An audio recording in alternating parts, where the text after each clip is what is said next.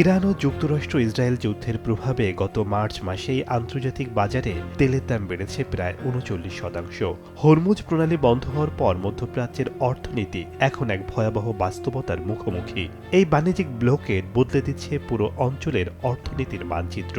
IEA এর মতে এটি বিশ্ব ইতিহাসে জ্বালানি সরবরাহের ক্ষেত্রে সবচেয়ে বড় বিঘ্ন। কাতার এনার্জি ইতোমধ্যেই তাদের এলএনজি রপ্তানিতে ফোর্স মেজর ঘোষণা করেছে। সৌদি আরব, ইরাক এবং কুয়েতের তেল উৎপাদন দিনে প্রায় 10 মিলিয়ন ব্যারেল কমে গেছে।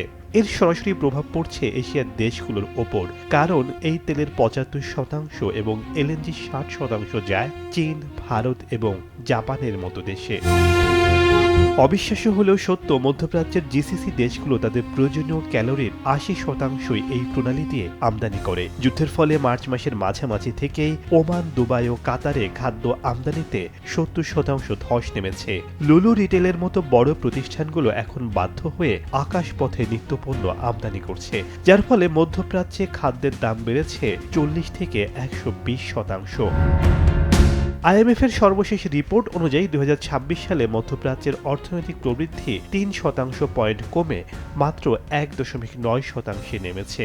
সবচেয়ে ভয়াবহ অবস্থা ইরানের। তাদের জিডিপি প্রবৃদ্ধির পূর্বাভাস 7.2% পয়েন্ট কমিয়ে -6.1% করা হয়েছে।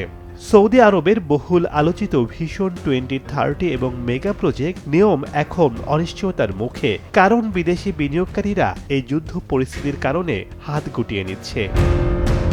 শেখ সাদি মারজান, সময় সংবাদ।